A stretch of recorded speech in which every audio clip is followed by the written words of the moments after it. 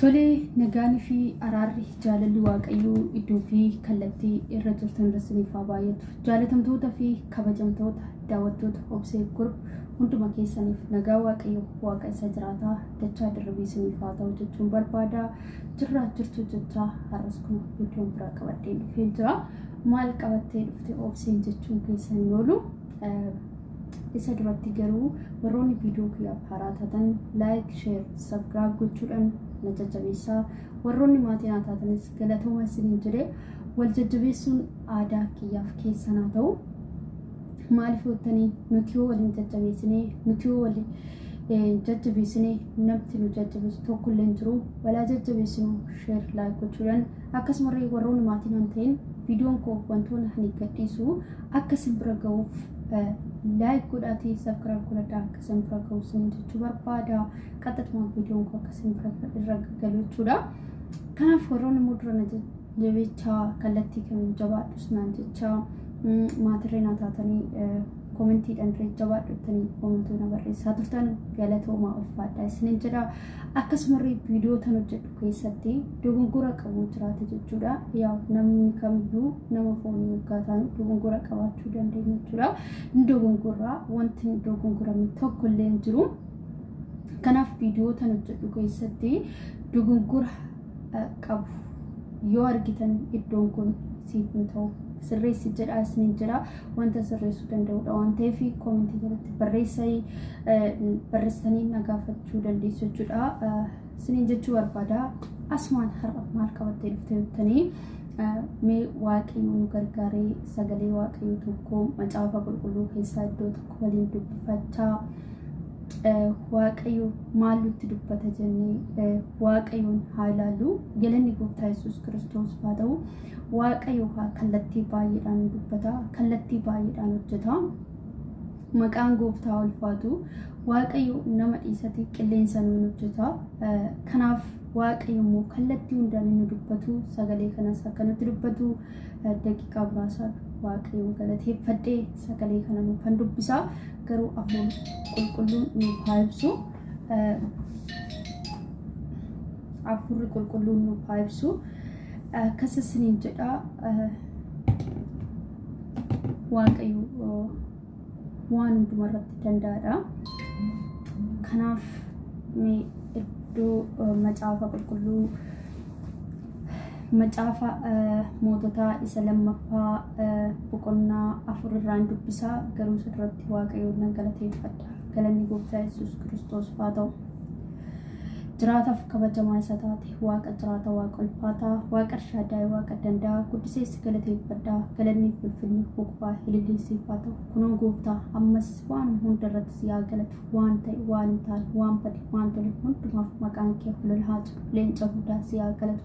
Kunoo yaa waaqayyo waaqa isa jiraataa sagalee kee kana nutti dubbadhu. Hafuurri kee qulqulluun nu haa gaggeessu. Foon keenya irraa kan ta'e caalu kan jedhe ta'u. Hafuurri kee qulqulluun bichaa yaa waaqayyo sagalee kana nutti dubbatee sagalee kanaan akka jiraannu sagalee kanaanis akka dabarru maqaan kee Yesuus Kiristoos si kadhanna. Kunoo yaa waaqayyo gooftaa anaaf obboloota koo kanaaf yaa waaqayyo ija hafuuraatti bani sagalee kee kanaanis akka jiraannu jireenya bara baraa akka argannu maqaan kee Yesuus Kiristoosin ati nu gargaari. Ana garbittii keessa obboloota koo kanas gargaari. Gola jiru haala jiru irratti ati nu faana ta'e waan hundarratti gargaara keenya tiksee keenya bara baraa ta'e maqaan kee Yesuus Kiristoos sagalee kana nutti dubbadhu. Yaa waaqayyo sagalee kana maa dubbattu maa dubbistu jedhee kan nu mormu hojii seexanaa daabiloos kallattii kamiin inni mormu inni xiyya darbatu maqaa gooftaa Yesuus Kiristoosiin kan galabbatame haa ta'u. Kallattii kamiin yaa waaqayyo sagalee kee kanaan inni mormu xiyyi kamiyyuu yaa waaqayyo namaaf qilleensa irra deemee lafa irra deemee inni dhufu maqaa gooftaa Yesuus Kiristoosiin kan rukutame haa ta'u. Gootaas yaa galatu maqaan kee holol haa jiru maqaan kee Yesuus Kiristoosiin ameen. Haleluuyaa. Yesuus gooftaadha. Mee macaafa moototaa isa lammaffaa kana boqonnaa 4 irraan dubbisa. Galanni gooftaa Yesuus Kiristoos haa ta'u. Akkana jedha mata dureen xaqsichaas. Eelsan haadha hiyyeessaa tokko gargaaruu isaa jedha. Haadha hiyyeessaa tokko gargaaruu isaa. Baras dubartoonni raajotaa keessaa tokko gara Eelsaa dhaqxee abbaan manaa koo garbichi kee hin du'e. Inni Waaqayyoon akka sodaatu ati yuu beekta. Amma garuu namni gatii isaa irraa qabu tokko ijoollee koo 2 fudhatee garba godhachuudhaaf dhufe jettee hin iyyite. Galanni Gooftaa Yesuus Kiristoos haa ta'u, jettee hin iyyite. Elsaanis deebisee attamitti si gargaaru ree? Wanta mana kee keessaa qabdu anatti himi jedheen. Ishiinis immoo ani garbittiin kee dhadhaa ejersaa cuuggee xinnoo tokko duwwaa malee waan tokko illee mana koo keessa hin qabu jetteen. Inni immoo ganda dhaqiitii olloota kee hundumaa biraa qodaa duwwaa muraasa utuu hin ta'in baay'isii ergifadhu. Kana booddee deebiitii ilmaan kee wajjin manatti ol gali. Balbala cufadhuutii dhadhicha ejersaa san qodicha hundumatti naqi. Yommuu inni guutu immoo jalaa fuudhi ka'i jedheen. Ishiinis isa biraa yommuu deebite ilmaan ishii wajjin manatti galtee balbala hin cufatte.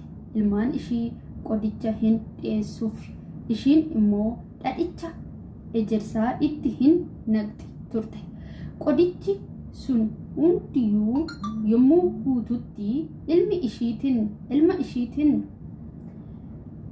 qodaa duwwaa galanni Gooftaa Yesuus Kiristoos haa ta'u, qodaa duwwaa kana biraa naaf fidi jetteen.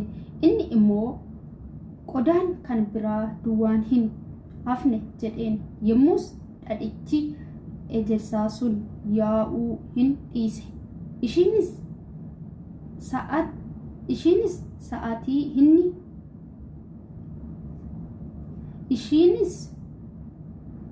sanitti hin himte. Inni immoo dhaqiitii ishiinis kana irratti dhaqxee nama Waaqayyootti dhiifama. Ishiinis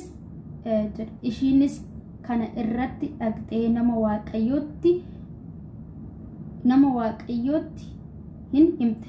Inni immoo dhaqiitii dhadhicha ejersaa gurguri liqaa kee baafadhu.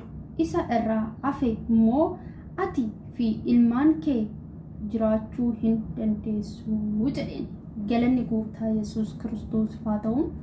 Sagalee kana keessaa maal hubanna yoo jettan obboloota koo, sagaleen kun sagalee abdii namatti toludha jechuudha.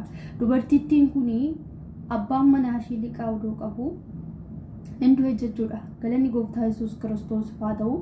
Namichichi abbaa manaa ishee sanirraa liqaa qabu, abbaa manaa ishee sanirraa liqaa inni qabu, ilmaan ishiin qabdu lamaa sanii fudhatee garboota isaa godhachuu barbaade jechuudha.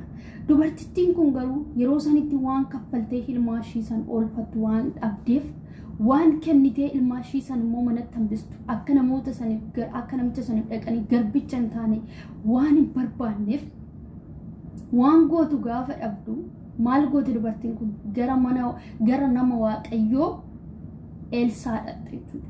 Galanni Gooftaa Yesuus Kiristoos haa ta'u. Dhaqxee yaa nama Waaqayyoo jetteen, abbaan manaa koo baay'ee Waaqayyoo sodaata, baay'ee Waaqayyoon kabajaa, baay'ee sodaata, baay'een kabajaa, garuu hin du'e. Liqaan namaatirra jira. Namichi liqaa irraa qabu suni ijoollee koo fudhatanii garbicha isaa godhachuuf maalan godhettee gaafatte jechuudha. Galanni Gooftaa Yesuus Kiristoos haa ta'u. Elsaanis maaliin isi gargaaru reedheen? Maal mana keessaa qabda jedheen jechuudha. Maaliifi amma tana ani harkaa qaba oodhu qarshii kana dhaqi ofirraa kaffalan jedheen Elsaan jechuudha namni Waaqayyoo. Galanni Gooftaa Yesuus Kiristoos haa ta'u. Ani amma tanan of harkaa qaba oodhu dhaqiitii liqaa keessan kaffaledhee qarshiin kennaneef Elsaan.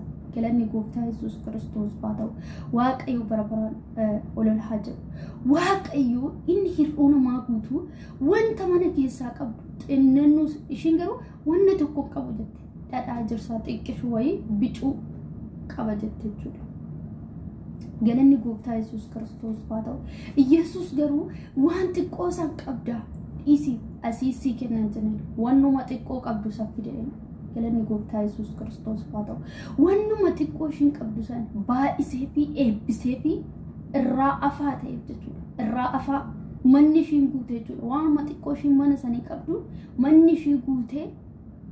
manni ishii guutee irraa afaa ta'eef galanni gooftaa Yesuus Kiristoos haa ta'u maaliif hojjettanii amantii dubartiin kun qabdu laala waanuma xiqqoo manaa qabdi odoo waan xiqqoo san qabdu gurgurtee idaa ijoollees idaa abbaa manaa ishii san kaffaluu waan hin dandeenyeef gara mana waaqayyoo nama waaqayyoo deemte gizee gara mana waaqayyoo nama waaqayyoo deemtu kana namni waaqayyoos waan mashiin qabdu san irratti heebba godhee fi wannuma mashiin qabdu san baay'isee fi akka ishiin isa gurgurtee idaa ishii kaffalattu godhee jechuudha.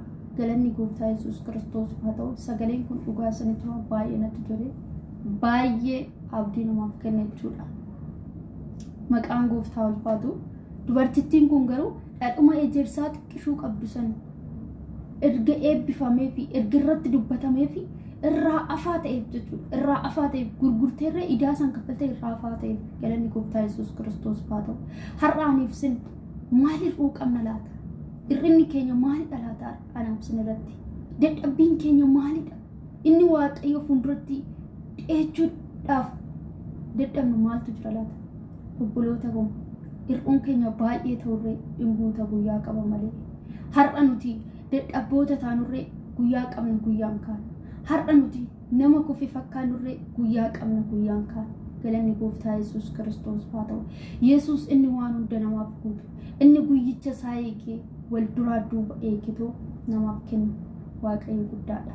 maqaan gooftaa keenyaa ulfaatu galanni gooftaa Yesuus Kiristoos haa ta'u har'a hir'uu baay'ee qabaachuu dandeenya jireenyi keenya hir'achuu danda'a akkaawuntiin keenya hir'achuu danda'a qabeenya dhabuu dandeenya hir'uu waan baay'ee gara maatiitiin hir'ina qabaachuu dandeenya gara keenyaan hir'ina qabaachuu dandeenya hir'ina hafuuraa qabaachuu dandeenya waaqayyo immoo guyyaa tokko hunduma guutee nuuf kenna. galanni gooftaa Yesuus Kiristoos haa ta'u namni waaqayyoon abdatee waaqayyoon barbaaddate waaqayyo fuulduraatti dhiyaatee waaqayyotti iyyee wanni tokko irra hin qabu jechuudha. kanaaf gola jiru haala jiru irratti waaqayyoon haa barbaaddan waaqayyo taayyuu hir'uu keenya laallee gungummoo idoo hin taane hir'ina keenya har'a waan qabne sallaallee iyyuu boowwoo idoo hin taane waanuma qabnu irratti waaqayyoon galateeffannee waaqayyoon haa kadhannu akka isa kadhannus akka isa galateeffannus waaqayyoon hundumaa keenyaa gargaaru gola jiru haala jiru irrattis waaqayyoon faanaa ta'u. obboloota bara kana keessaa kan qabuyyuu qaba jedhee galateeffachuu hin dandeenye jechuudha. hir'uudhuma dubbata malee ani qaba guutuudha jedhee waaqayyoon galateeffachaa jiru jechuudha dhalli namaa. kanaaf waan qabnu irratti haa hir'atu haa guutu haa baay'atu haa xinnaatu waaqayyoon haa galateeffannu. waaqayyoon haa galateeffannu galata keessa waan baay'ee arganna. galanni gooftaa Yesuus Kiristoos haa ta'u maqaan gooftaa Yesuus haa ulfaatu. kana fakkaata sagaleen har'a isinitti dubbadhee dogongora qabu dhiifama isiniin jedha. macaaficha immoo keessa deddeebi'aatii isin dubbisaa.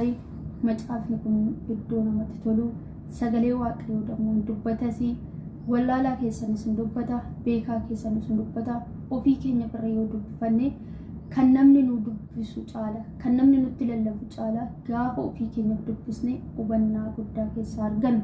kanaaf obboloota koo macaafa qulqulluu kana gaggalabbannee maal akka keessa jiru dirqama bulbaanee lallabuudhaaf odoo hin taane keessuma keessatti barumsi keenya akkamii akka irraa fudhannu yaalaallee jechuudha. galanni gooftaa Yesuus Kiristoos haa ta'u maqaan gooftaa ulfaatu.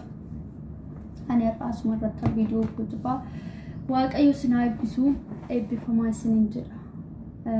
viidiyoon biraatiin amma walitti deebinutti horaa bulaa isiniin jedha. viidiyoo kiyyaa faaraa wartaatan laayik sheer sabskiraayib gochuudhaan na jajjabeessaa isiniin jedha. waaqayyo immoo sinaa eebbisuu eebbifamaa. فيديون برابط والدنتي نجات نطاق